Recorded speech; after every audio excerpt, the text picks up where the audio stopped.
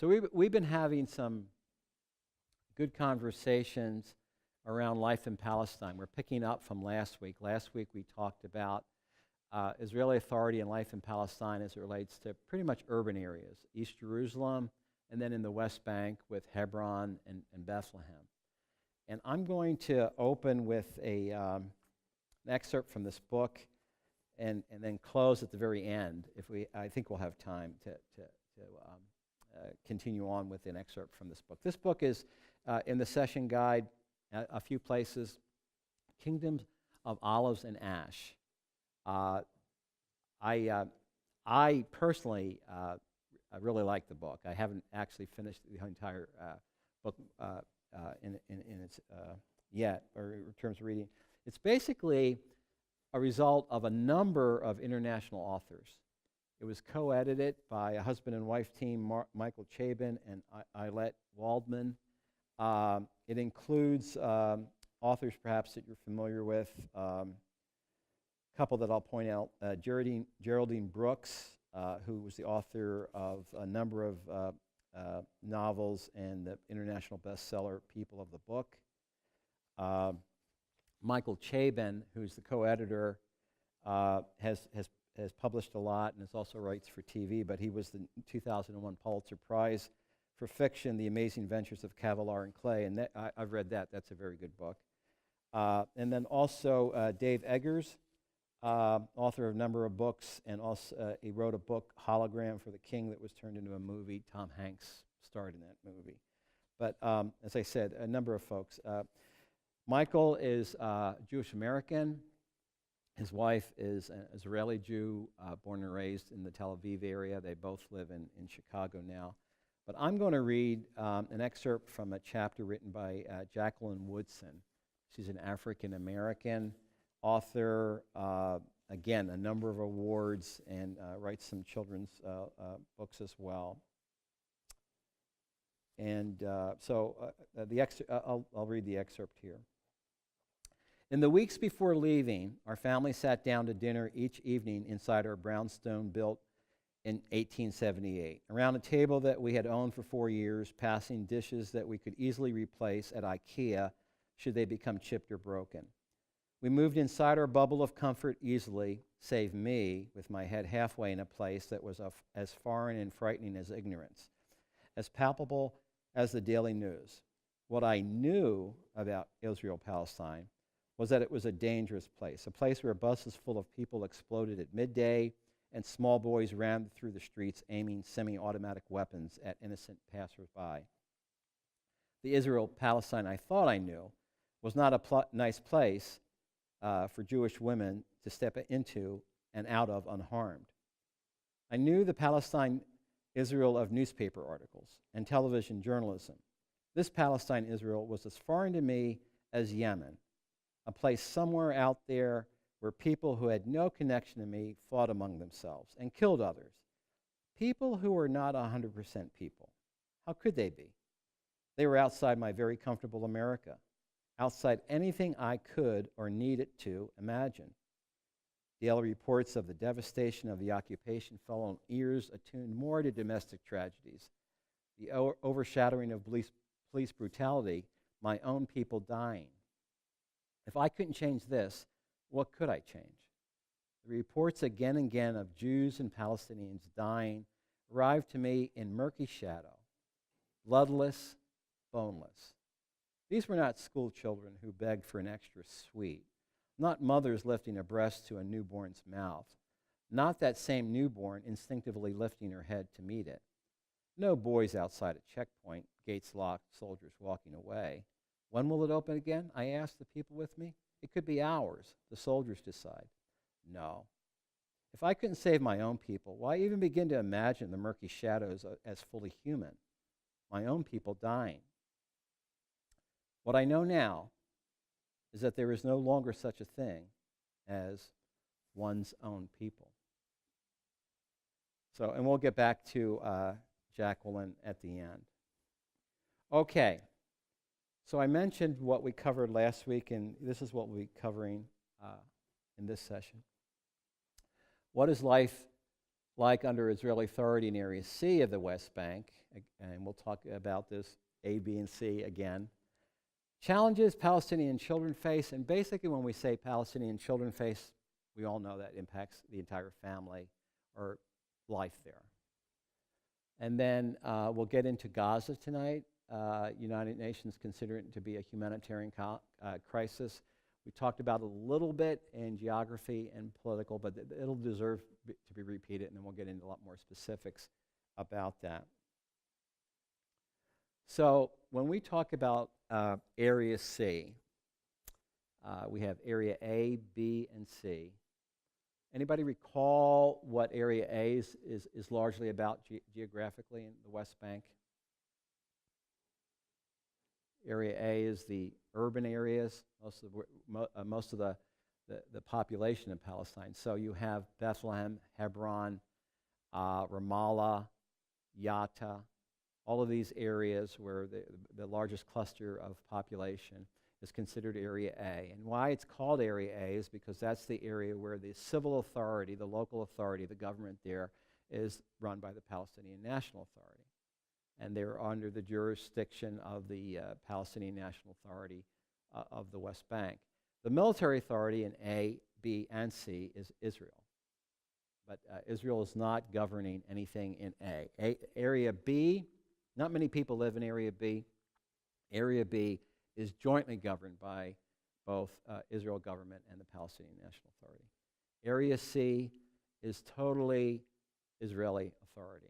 There's no jurisdiction of the Palestinian National Authority in Area C. So what we have here in Area C is depicted by blue, either dark blue or light blue. This is all Area C. Over here it's in maroon or red.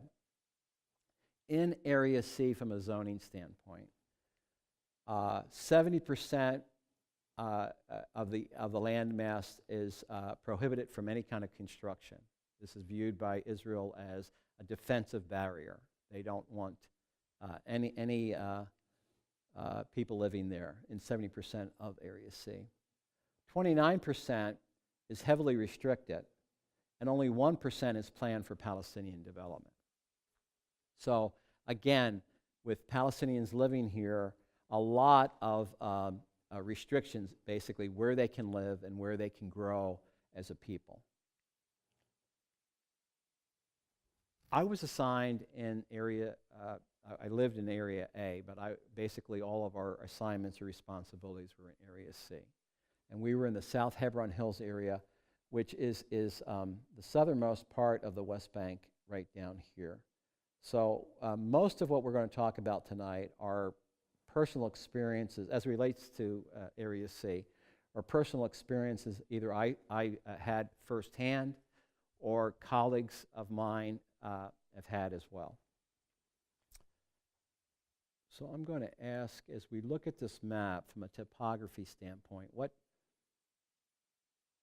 strikes you about this map? When you just look at this is the satellite map from a topography standpoint. No wrong answer here. Just what? A lot of hills. Yeah, it's a lot of rolling hills. Semi-arid. Where is it not semi-arid? You see some green spots here. So the places where are not semi-arid or dry, where trees are, or there's some fertile valleys where or water's being used for irrigation. The other thing is, back to what I said, this is the southernmost part of the West Bank. Here's the 1949 armistice line, or the border. So right across here is Israel. And again, notice again the trees. This area is not all of a sudden a different climate than this area. It's just that they have been very industrious as a people in cultivating the land, planting trees, getting roots in there, and trying to establish more productivity out of the land, more fertile. So where we see the green up here in the West Bank, these are all settlements, agricultural settlements, largely. And what we have is areas whereby near those settlements there are also Palestinian villages that are not as green or not as fertile. So here, I'm going to tell you a little story before we go on. So the Nasser clan, refugees from in 1948 with the Six-Day War, they were living up near present-day Syria, but they were displaced. And they moved from that after the state of Israel was established, and they bought land down here, and they bought land and were living in this area. And they not only bought this land, but they bought all this land too. And this is where their farmland. This is where they had sheep, etc. They were living here. They were cave dwellers in this area. And then, I don't know, I can't recall exactly what year, but what was discovered here was an ancient synagogue and was part of an archaeological policy that the state of Israel has about the West Bank, that if they find an historically meaningful area, the state of Israel can assume ownership of that. So this would be analogous to our eminent domain in the United States. So the Nasser clan, I'm sorry, I said Nasser, Nawaja clan moved out of these caves and started a village over here on their own agricultural land. So they lived there for a while, but now they're over here on this side of the road. Now the interesting anecdote, sort of a sidebar, on this synagogue, it was dated to be to begin around 300 AD. And there's a video evidence on YouTube that there's a tile floor in the synagogue that refers to Yeshua as a messenger and prophet. And so there are some interpretations that this synagogue here was actually Messianic Jews. These were Jews that had become followers of Jesus Christ. Now, officially, Israel does not say that. On the plaque for this, they talk about what year it was founded and who these Jews were. But again, there are Christian scholars that have been there and have interpreted the tile and say this synagogue were disciples of Christ.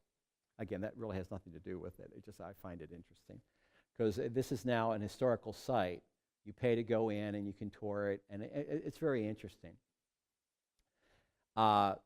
However, what occurred, it didn't stop there. The Nawaja clan, this is called Susia, Kirbet Susia, Old Synagogue. Nawaja clan's over here in Susia. Now, what has occurred since they moved over is a big dispute, even though they own the land, between them and the settlement, who is also referred to, not exactly the same spelling, but Susia, the Hebrew name. So the settlement is called Susia. The Palestinian is Susia, and the synagogue is also Susia. Well, now here's a good aerial view of a typical rural settlement in the West Bank. This is not the largest one we'll be pointing out, but it's a pretty prosperous one. So this settlement, let me move it up a little bit. You might enlarge it just a tiny bit. You might see this better. This settlement has a beautiful groomed vineyard and has their own line of wine. Some of the people here are part of the agricultural aspect. They have other fields besides the vineyard. Some people here, just like us, are commuting for work into Israel or other places. But these homes They have a very nice school there. The school has tennis courts, probably elementary and high school. Very nice homes, and it would be a place all of us, I think, would find appealing to live in. Out in the country, these bucolic fields, and so they live. The settlement territory is pretty much fenced in and outlined by the roads you see. The settlement has property over here as well, but it's a secure, just like all settlements, it's fenced in and secure. So this is the main entrance, and there are other roads, but these are all normally just fenced off. People don't usually go in. They possibly go in on here, but there'll be secure guard gates to get into the settlement. Now, on occasion, the settlers they have horses, and they'll take rides. They'll leave the settlement and go out on land outside. They have ATVs. They'll take their all-terrain vehicles out and ride around in the hills, etc. But the land technically for them is there in that outline. Now you see how close they are. This is a valley right here. There's a hill on where this road is. This road is just about the top of these hills here, and then it goes down into a valley, and then you'd go up on the other side of the valley to the village here. People live here, and then, as I said, there's schools down there. So this valley and all in here in this outline is owned by the Nawaja clan. However, every settlement, besides where they own property, have basically established with the Israeli military where they have a buffer zone where they'll go beyond their property for security reasons, where they basically say, okay, the Israeli military, you're our secure force. We know that we don't own the property right next to the settlement, but we don't want anybody approaching that for security reasons. So again, keep in mind this valley here. We're going to go back to the slides.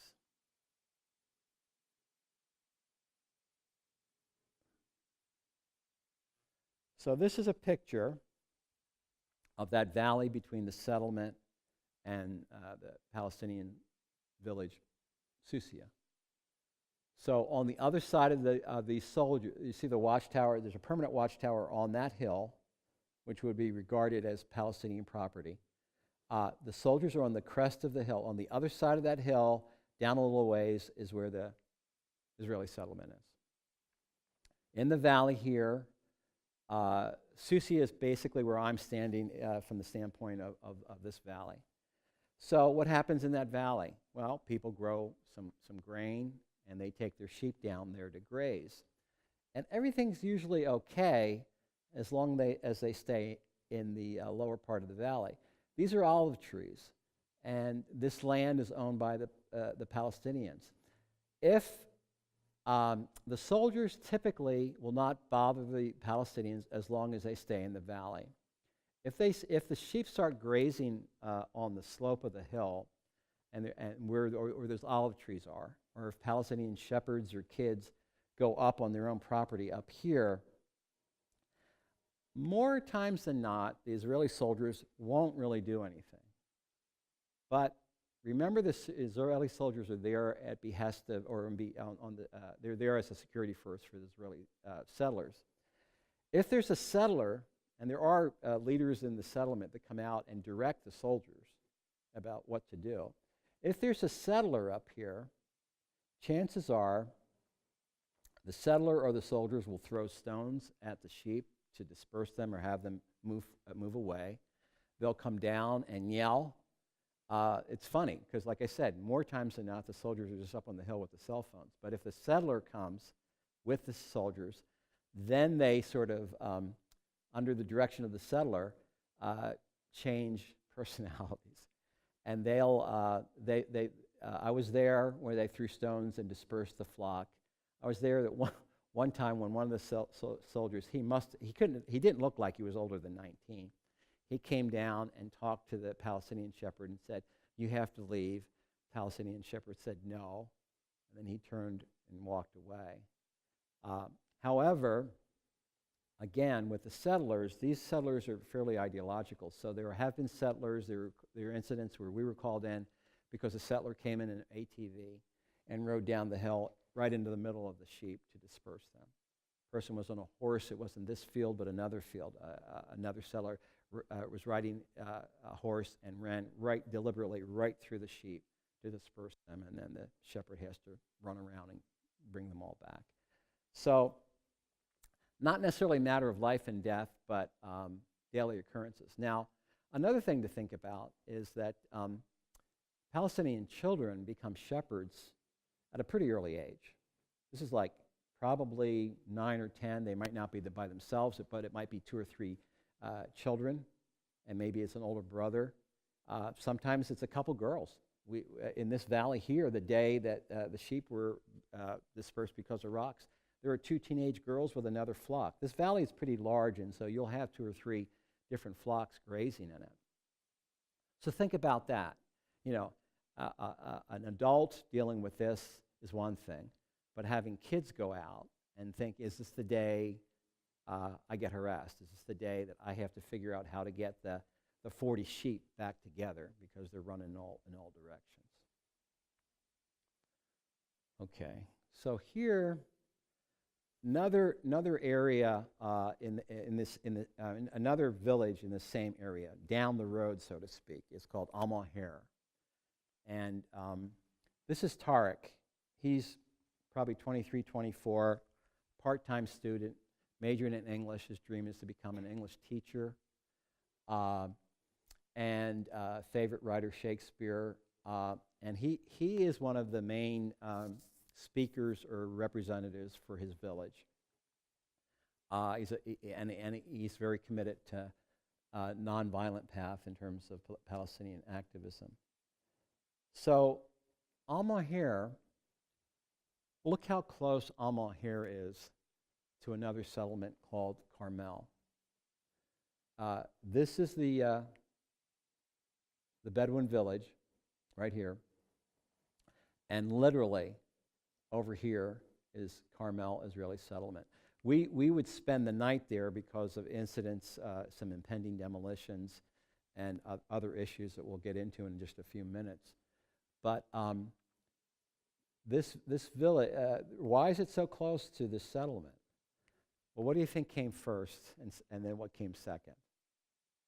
Who was there first?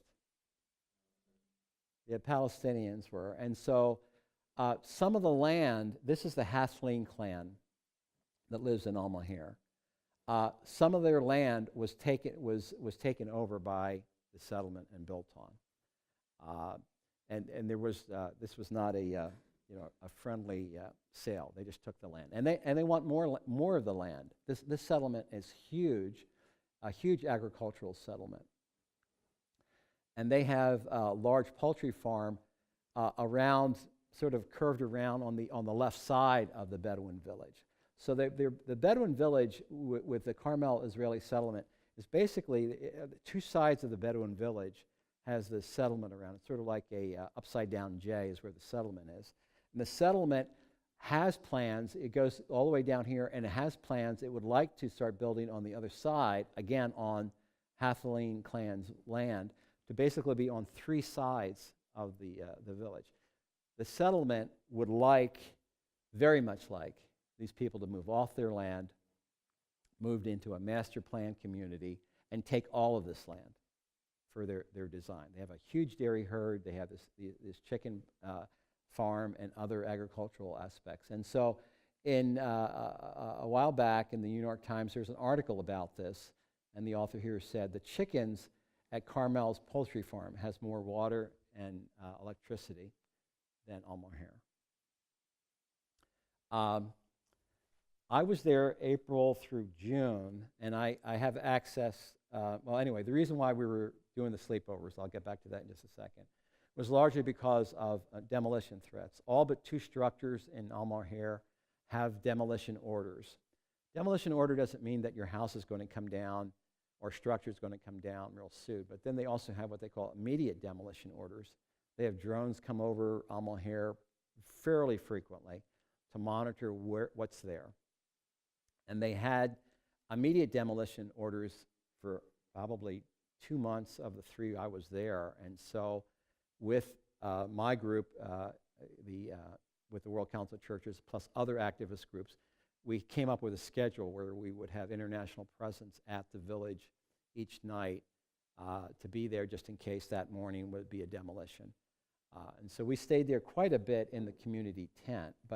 And the reason being is it didn't occur, but from historical experience, the villagers have every right to be concerned, because since 2007, there have been 7 different demolition events.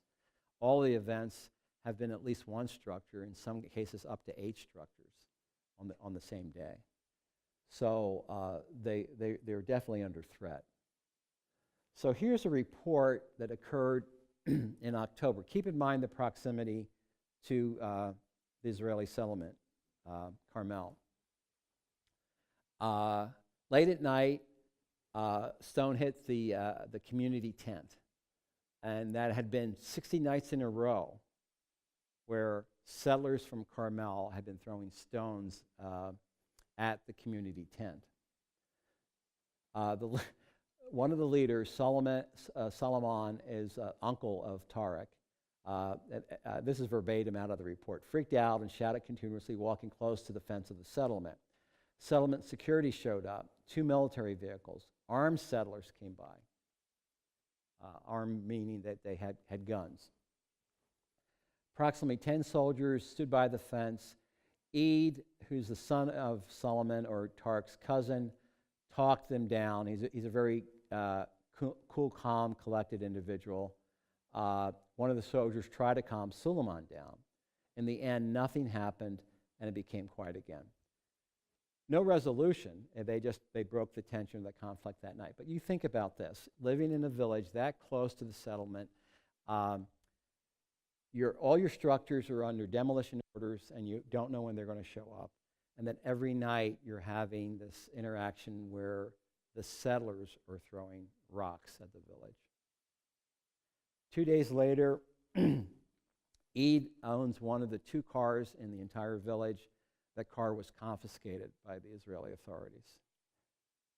Again, they felt that there were some aspects, there was no evidence of it, but there were some aspects of provocation by Al Maher to cause the settlers to throw rocks at their village. So they took Eid's car away. Another village, there's another village, a very small village, Shippabottom, but there's a family there, the Jabarine family. Now they're very isolated because they're not close to the village. They live on this side of the hill. The village is on the other side, so there's no line of vision. They're about probably a quarter mile from the village. But just the way these hills are, they live on this side of the hill with 1 or 2 other families. This is their property, their valley, where they grow crops. They have sheep that they take around and graze in this area as well. But they don't have line of sight to the village. What they do have line of sight to is the Avagal Israeli settler outpost. Now, we haven't talked about this much, but there are a classification or term about settlements that, like Carmel and Susia that we talked about and showed earlier, were ones that were authorized and planned by the Israeli government. There are other settlement outposts that were never authorized by an official government authority. These were started possibly by just a few very ideological Israeli Jews or international Jews. There are some very ideological Jewish Americans that are over there.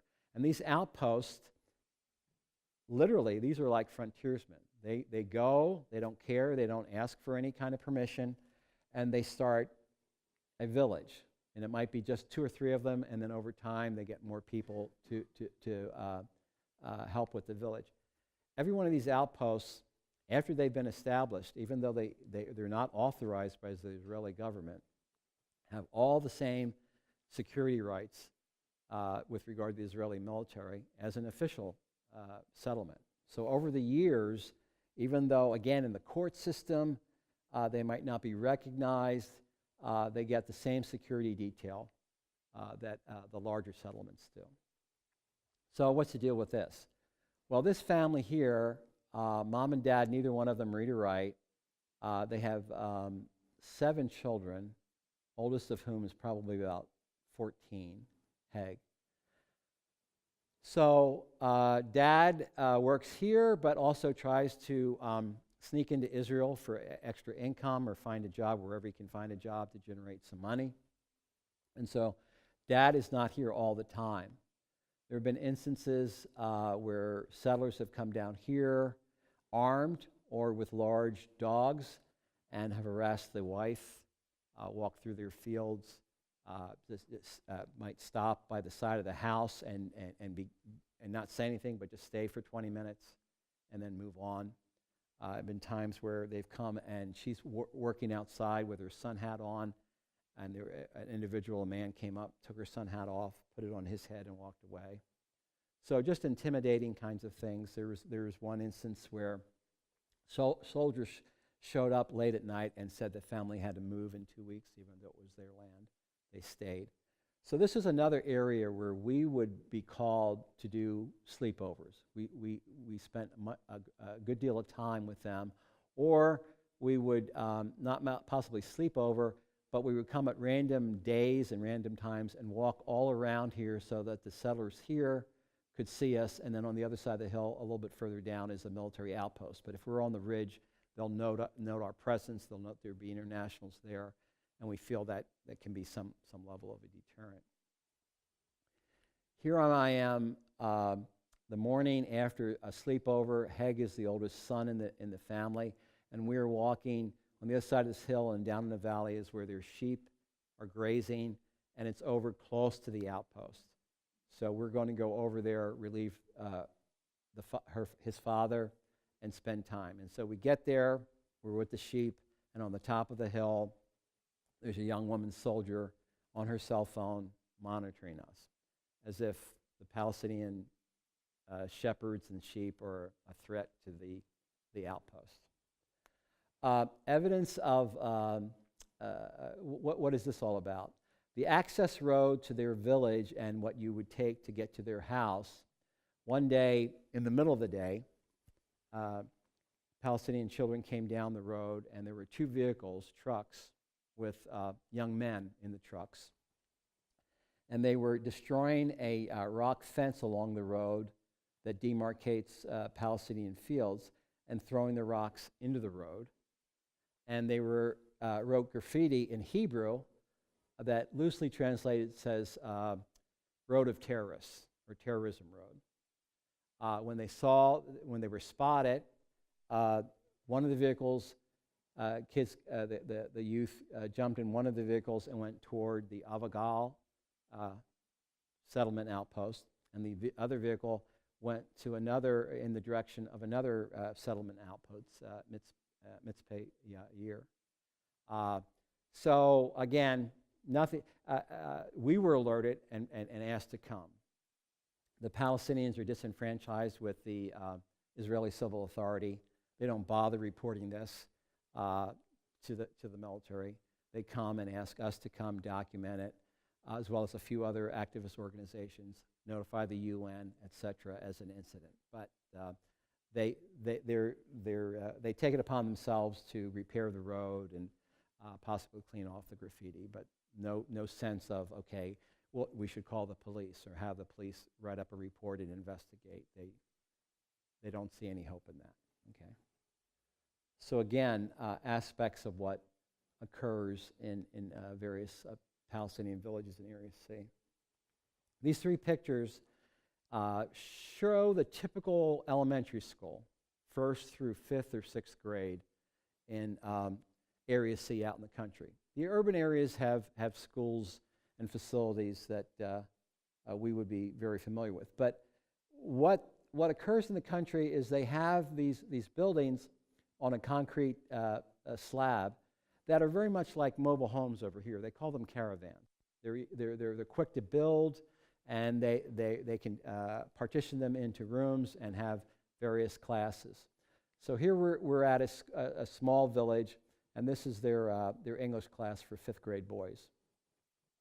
So what's the story here with this group of students outside on a concrete slab?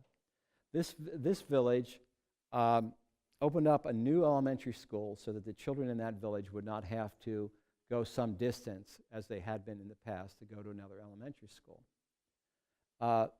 2 nights before, and this is in August, 2 nights before the school year started, Israeli authorities came, took down the school, and took the solar panels that the school had on top of it, on top of the buildings.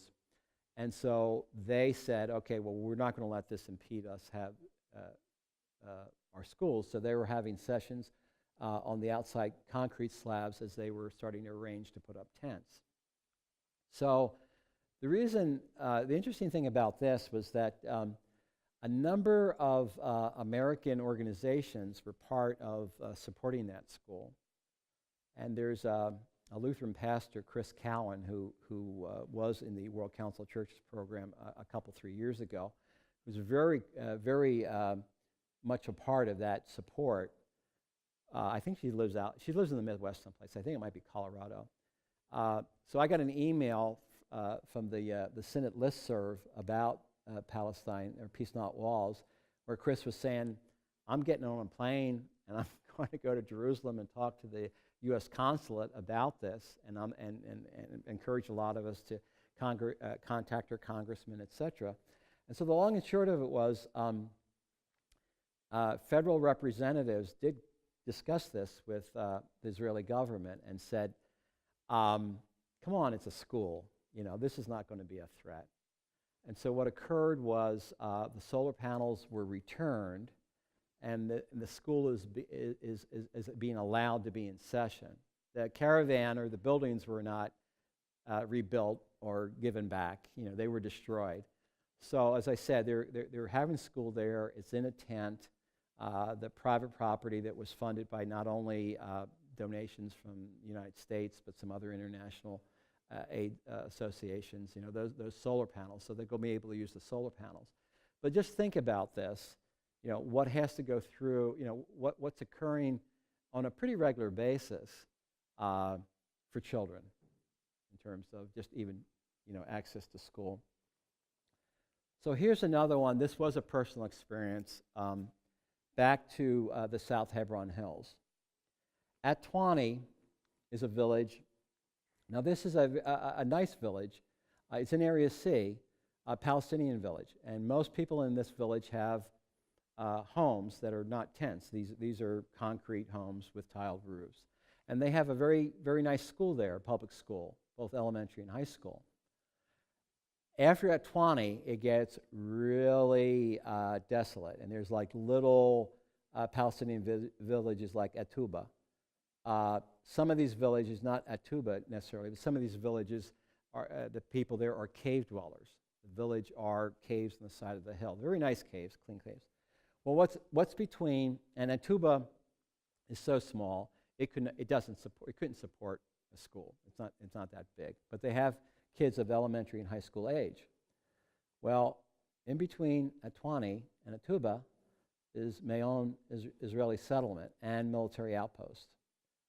So what occurred was there was an agreement that instead of children having to walk around the settlement and visualize, these are all valleys here, right? So this is not just a hop, skip, and a jump, and it's not a level field, it's not a level walk, and there aren't roads, and you'd be going up and down valleys and having to go around, and this would probably take a little, somewhere over an hour for kids to go to school back and forth. The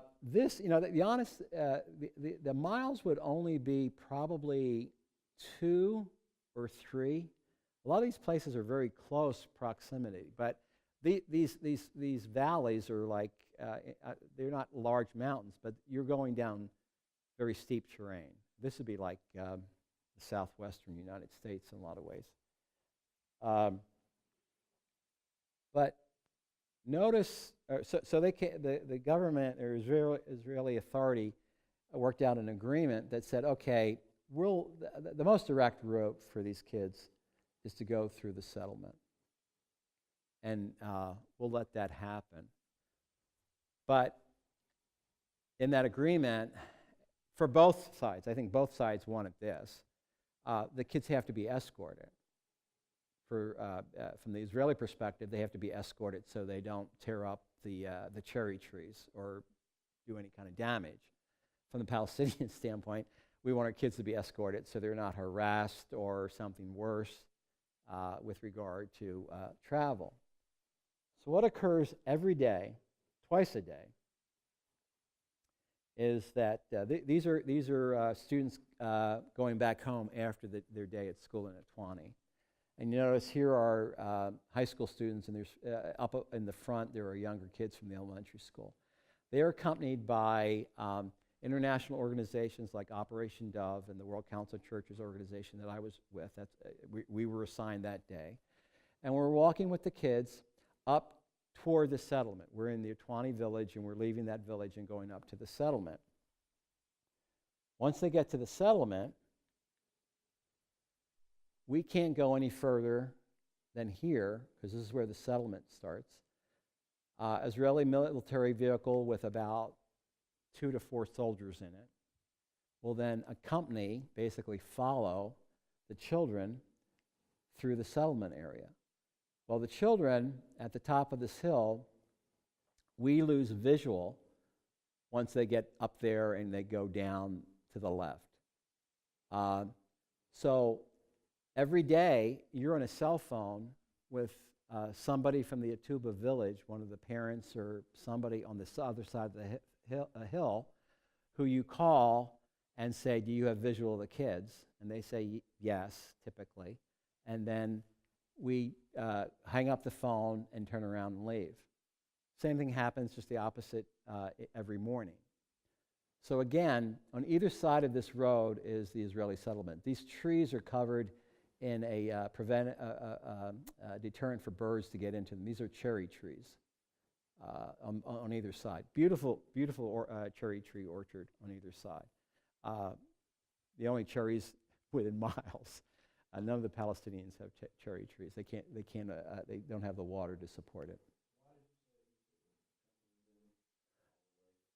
Because this is settlement ground, and they basically the Israeli agreement would not agree to international observers accompanying the children through the settlement. They wanted their own security for. Once they got onto the settlement property, they want it, and they have at their disposal the military as their security force. So of course they wanted their security to accompany them from both ends of the settlement. We have a number to call. That's the Israeli military. That's responsible for doing this. But it's not those soldiers. We're calling some little war room wherever the outpost is. And then when you call something like that, they'll take the message, they'll record it, and they'll ask you your phone number, and then they may or may not call you back. So the only recourse we had, if we did not see the children, we had a number that we were supposed to call of the Israeli security and say, what's the story? We don't see the children, and on the other side of the hill, they don't see the children. And we'd have that same number at checkpoints when certain places were supposed to be open and they weren't. But that's what we would do. Other questions, comments? You talked before about kids having their backpacks inspected. Does that happen here? It would not happen here, but that's a good point, that this is not the only type of experience children might have on their way to school. There are other parts very close to this area where Palestinian families live in what's called a seam zone. This was not called a seam zone. A seam zone is where you are surrounded by Israeli settlement, where there was land that they did not take away from you. They didn't force you to move, but you are literally surrounded. You're on the other side of the checkpoint. You're inside the fence. But so it's like a donut. And there are a number of places like this. So in the donut areas or the seam zone, those children have to go in and out of a checkpoint to go to their school, because you're not allowed, Palestinians are not allowed to go to an Israeli school in the area. See, they're not allowed to go into the settlement. So the seam zone is totally surrounded. You're able to go to the checkpoint in the morning, and they don't usually care about you leaving, but every day the kids go through the checkpoint on the way home, and and they'll check their bags. So again, you could be in second grade, you could be in high school. You're walking up there with your back, and they got the same kind of backpacks the kids here have. So just picture your kids or your grandkids going to school every day, and every day they got to stop and open up their bag and get it checked. Maybe that's not a bad, but the impression or the mindset of that. However, we get calls from some parents who said they have a 12, 13, 14-year-old something daughter. And the daughter came back after going through the checkpoint, and her job was disheveled. And they asked her what was going on, and she didn't want to talk about it. So they would call us up and say, would you come to the checkpoint? Because we, at a seam zone checkpoint, at times we would just observe, and other times we would actually go through the checkpoint with the children and get them all the way home, and then leave. So you have all these situations that basically the children on a daily basis, twice a day, get reminded about the occupation, get reminded about their status within this whole environment. And these things have to have consequences. These things have to weigh on people. So just like we talked about last week about where the hope goes or what happens, it would wear me down. Another issue besides school, demolishing schools, school access for Palestinian children is imprisonment, administrative detention. Remember last week, I think we talked about West Bank, the one place but two sets of legal laws or rules. Well, that unfortunately applies to children as well. And so there's a number of children. We define children to be under the age of 18. So there are children at the age of 14 that are imprisoned, and children around the age of 12 that are part of what's called administrative detainees. And notice what administrative detainment means from a military standpoint. Interned without charge or trial. Okay? So we're going to unpack this a little bit. I want you to watch through this video. So just a couple things. Salah Amari, the gentleman that was sort of on staff with this organization, he's a dual citizen of Palestine as well as France. And he mentioned, you might have caught this, might not have, that he had been in prison and knew what the kids went through. Well, he was released, I think, 3 months early. But in August, he was given another administrative detention. France is engaged with the courts in litigating this because there wasn't any administrative detention. There's no reason for them to say why. Right? He's being charged.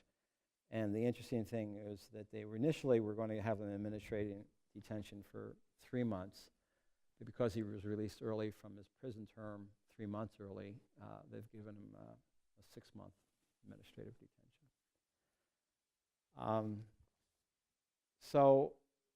And we can have comments and questions in a minute, but just to go back to unpack this a little bit, because one might say, okay, well, there was some, how do we know that's credible in terms of those people talking, et cetera? It was well produced.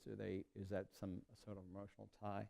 So let's go to the United Nations, UNICEF, who put out a report and a study where they reviewed 400 cases. And in the report, they come to the conclusion, I'll show you actually an excerpt of the executive summary of the report. And it's in reference to the report is in the session guide. Arrest with children. Often neither the child nor his parents know where he's going and when he will return. Transfer They can be submitted to verbal and physical abuse, as we saw in the video. Interrogation. No lawyers or family members present for children. Not surprisingly, most children confess. Some are put in solitary confinement until their court hearing. The hearing. They basically, usually the main evidence against a child is the confession made under duress.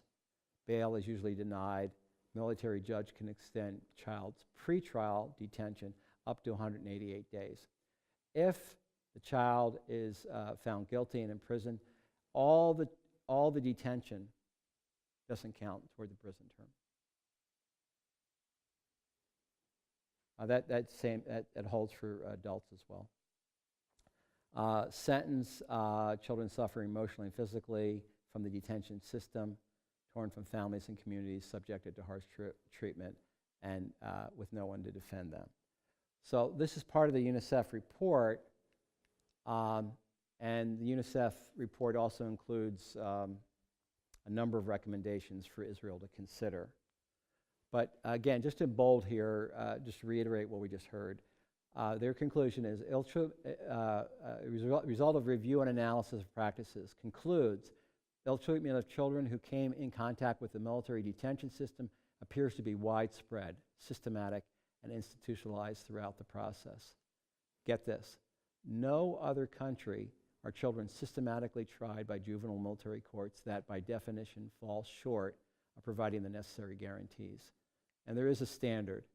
Treated in accordance with international juvenile justice standards, which provide them special protection. Most of these are outlined in the Convention on the Rights of the Child. So, again, I am, in terms of, there's culpability on both sides of the conflict in various ways. The treatment of children, actually adults as well, but the treatment of children with this administrative detainment and due process is judged by the United Nations as a pretty interesting slice of hell. Okay, Gaza.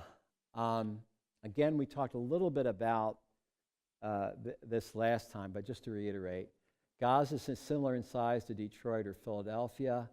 Density similar to Boston, 1.7 million population. This is a fact we'll go back to in just a second.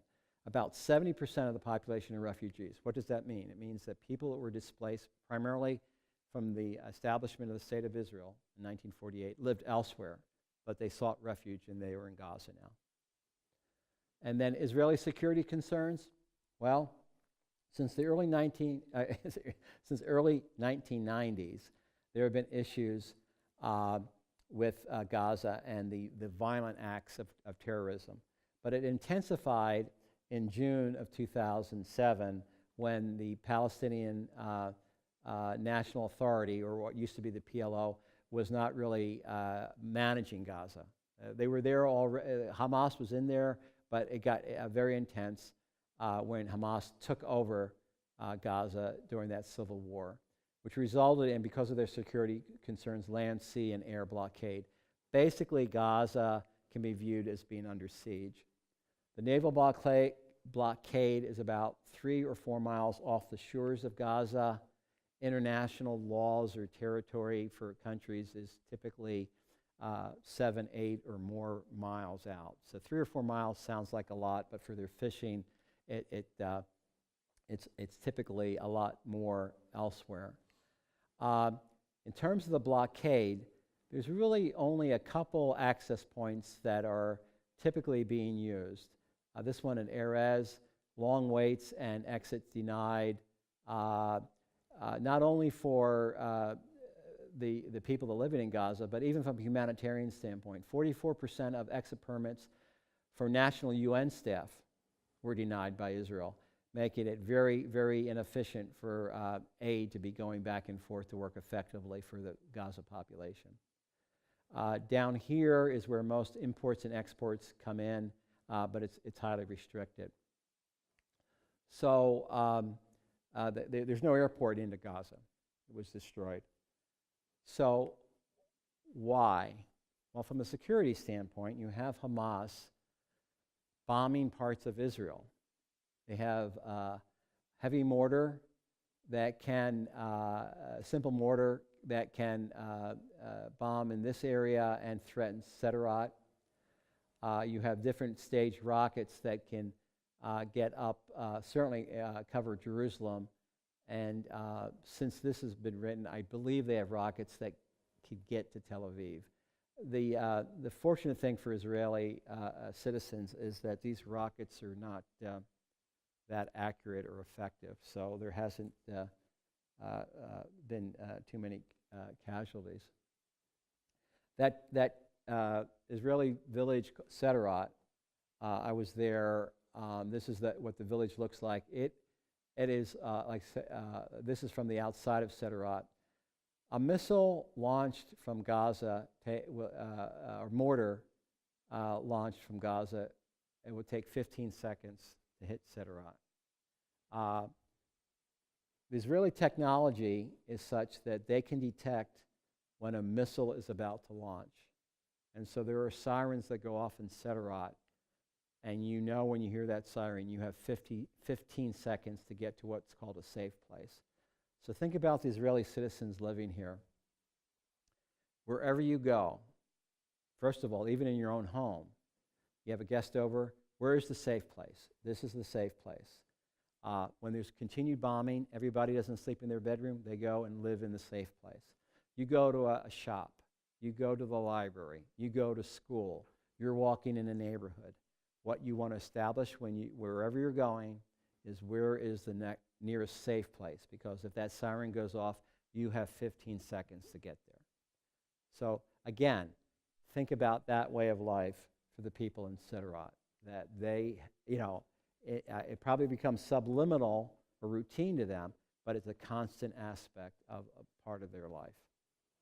We'll talk more about Sderot in the next class, in 2 classes, the last class.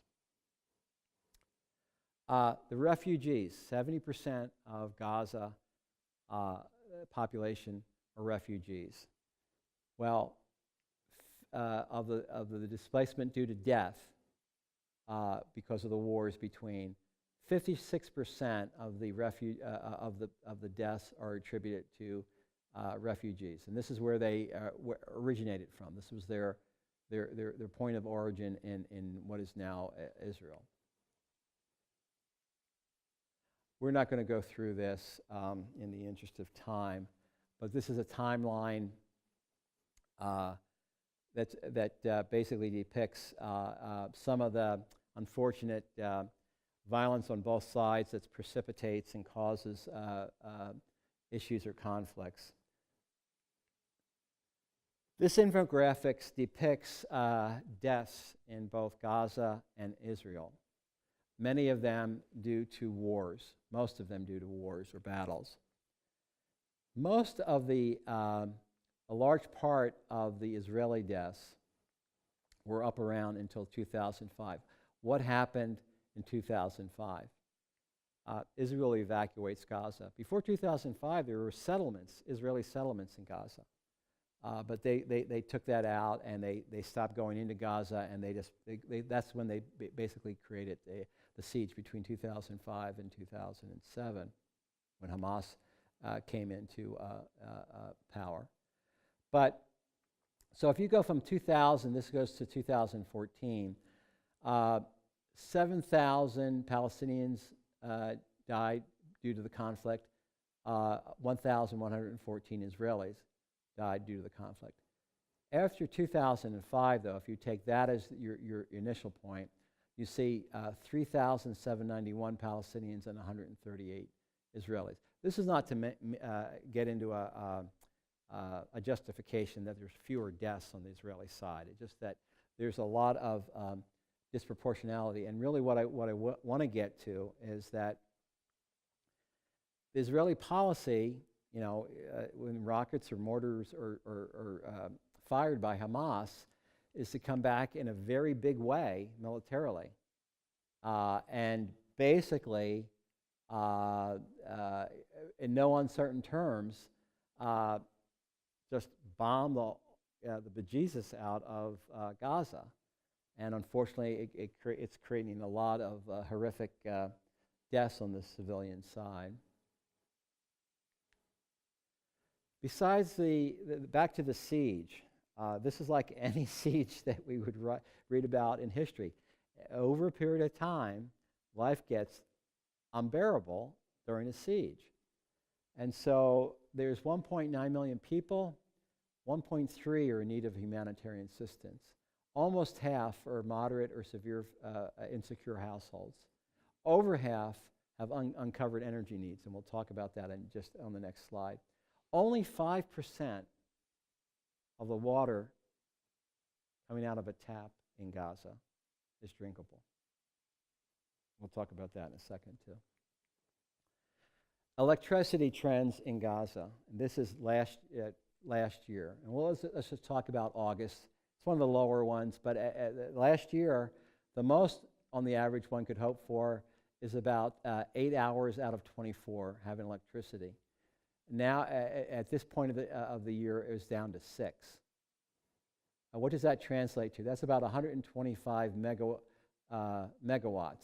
is that 6. The other 18, the unmet need, is the 475 megawatts.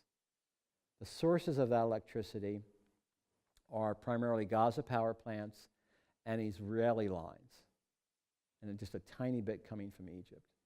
Now, I mentioned before that Palestinian National Authority has control of that electricity, and one of the reasons why it's down so low is the tension between Hamas and Fatah. They were using this to broker and try to get Hamas to come to terms. They have since increased the electricity, not anywhere near to be 24. I mean, it's back up to the 6 or so hours a day. I'm sorry, the 8 or so hours a day. But Hamas has not relented on the military control. So think about this. Could we live on 6 hours a day? Well, we have power outages. We could get by. And there's privileged folks that have generators who can afford and have it. And there's hotels that have generators. But think about a hospital where you have ventilator-dependent patients, or renal dialysis. People have to come in routinely. Those hospitals have to have generators because they have no guarantee. They have no guarantee. So the whole aspect of electricity is so undependable that they've learned to cope in some ways, but that's for those people that can afford it, or infrastructures. Now let's talk about the water too. But before we go back to the water, I just want to talk about back to the siege. Medical travel is restricted up here. If you're a cancer patient, or if you're going to, again, they'll have some level of tertiary care, but not anywhere what we take for granted.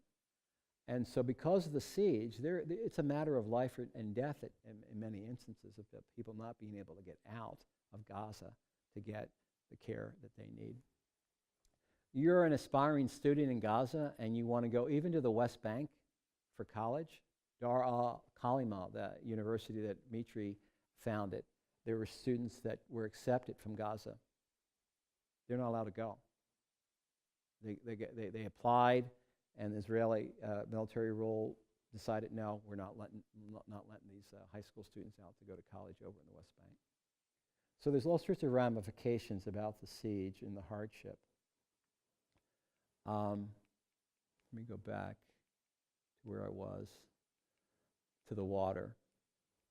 5% of the water, which means 95% of the water, isn't fit for human consumption.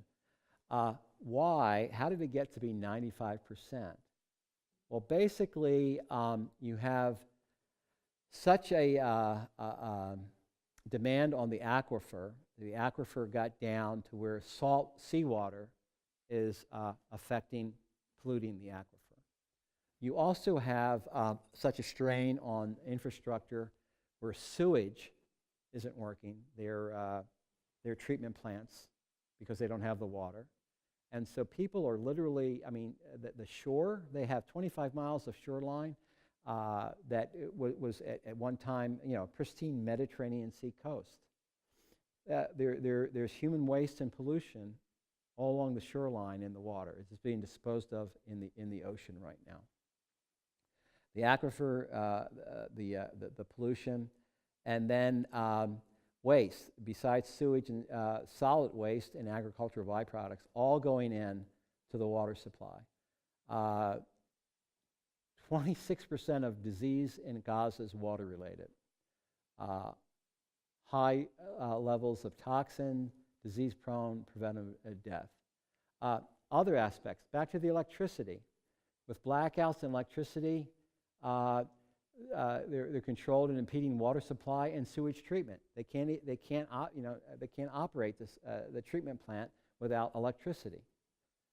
So, unfortunately, so how do they get by? Well, through those access points, there are trucks bringing water in most every day and going out to the city square, and people are lining up trying to get water. Another report from the United Nations, a fairly recent report, end of last year, end of November and beginning of December. Now, so this is excerpts from the report. So on these days, all of these days, it was noted that Israeli patrol boats opened fire towards Palestinian boats off the coast of the Gaza Strip, forcing them ashore. No injuries were reported. These guys were probably getting too close to that 3-mile boundary, and they were pushed back onto the shore. On these days, Israeli forces positioned at the border fence opened fire towards Palestinian area. 1 injury was reported. Might have been prompted. They might have been throwing stones. They might have been verbally harassing them, whatever, or provoked, I should say. November 26th, 22-year-old Palestinian man reportedly committed suicide by setting himself on fire in Khan Yunis. November 30th, Israeli forces fired missiles targeting militants in the Gaza Strip in response to mortar shells fired by the militants. And on December 2nd, another young man reportedly committed suicide in the same town. So violence on both sides, the quality of life leading to despair and tragic consequences. Okay. So what I want to do in closing, and I apologize again that we're over just a tiny bit, is close with Jacqueline Woodson. We're going to pick up with her reflections. In Hebron, a small red-haired Palestinian boy points to my hair and says, "It's not real. Your hair isn't real." I let him touch it, and he yanks it hard. I do what any mother does. I yank his hair back. He is surprised, and then he laughs. I am as surprised by a red-haired Palestinian as he is by a brown-skinned Afroed woman. And then we aren't surprised. We are just who we are. Memory is strange. As I write this months later, what I know is that my fear of Israel-Palestine, like so many fears, was one of ignorance, the unknown, the backstory of others brought into my own present. There is a quiet loveliness to the people of Palestine. Before you can remove your sandals and step into their homes, there is an offering of tea, the shy bowed heads of both the women and the men, followed by the warm smiles, often reflecting the tortured teeth of poverty. There is a deep heat of a moral core moving through the bodies of Israeli activists, a true belief in justice and equality for all people, a not looking awayness from the pain that is this moment in Palestine, Israel. For many years, I stood outside these worlds, and then I stood inside my fear. Slowly, a bit reluctantly, I stepped inside, opened my eyes, touched, tasted, and smelled, and pulled at the hair of a world I had tried not to see, to not know. "It's not real," the boy said, pulling my hair. But like 13-year-old Ahmad Abdullah Sharaka and 12-year-old Tamir Rice, and 11-year-old Abdul Rahman Obadiah, and 17-year-old Dania Jihad Ishrad, an 84-year-old Marilyn May Betancourt, and the hundreds of Palestinians and African Americans killed between 2015 and 2016. My hair is as real as their bodies, as thick as their families' grief, as dark as the blood that flows and continues to flow from the United States to Israel-Palestine. Have a good night.